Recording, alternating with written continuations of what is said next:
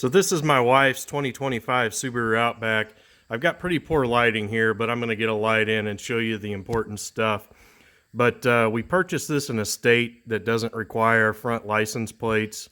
So they included a kit with a bracket that they didn't install at the dealer. I could have had them do it, but it wasn't really necessary for me. So we're going to install this bracket for the front license plate so we can be legal in our home state here. Now, this is the kit broken out. It was in this large bag here, and there's all your fasteners as well. They do include a direction sheet, but a lot of times it's easier just to see it. Now, the picture on here shows really well where that's going to be mounted at, and I'm going to mock it up here just to show you. Sorry, doing this one-handed is kind of hard. So it will center itself because there's divots already in the bumper where you're going to be drilling at. So this top one, there's no drilling. There's little tabs here at the top that kind of hang and hook over part of the front grill area, I guess you'd call it. I've marked one of these holes so you could see it through, but I didn't mark the other one because when I mark it, it's kind of harder for you to see that little divot. But right there in the center of the screen, you can see that divot, really plain to see with the naked eye without all this artificial lighting. So the problem is it calls for a 1/2 inch hole here in the directions, or 13 millimeter.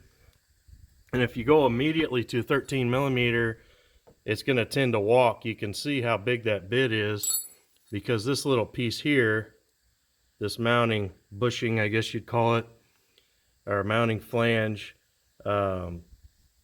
is kind of large. So I'm going to use some smaller bits and work my way up to it so it doesn't walk across and damage a bunch of paint on me here. But should be a really simple process. I'm going to mount this up in the camera here and we'll get to it. Or mount it up in the camera stand, we'll get to it.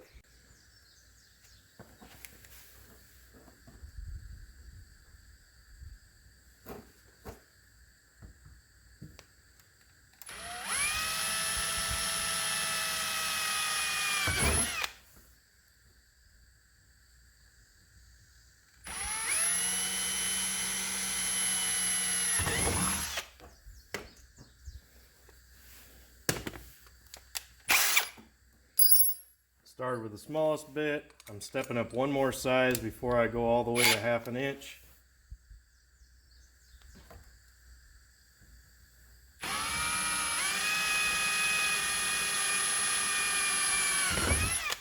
Of course, the intermediate sizes you choose, you don't have to choose a particular size so long as you end up at 1/2 inch. Hurts a little bit drilling into a brand new car like this. In our state, in our area at least, they don't particularly enforce this front plate law, but it will give them an excuse to pull you over.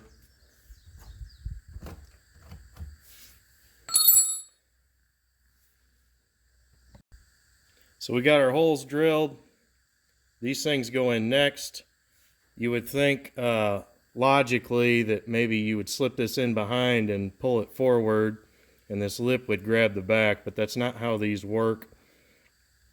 You push them in where this larger area is actually on the outside of the car, because what will happen is it's only threaded on this side, and when you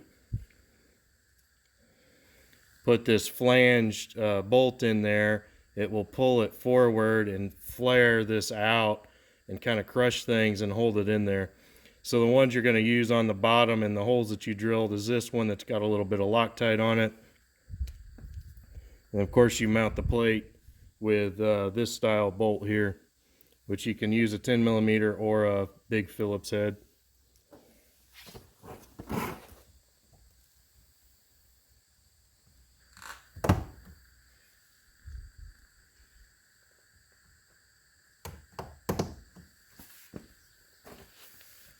So now we hang these tabs over the top of this little lip in here.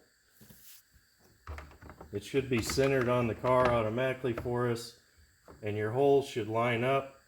There is some movement back and forth, as you can see, but you really just line it up with your holes and put this style bolt in next.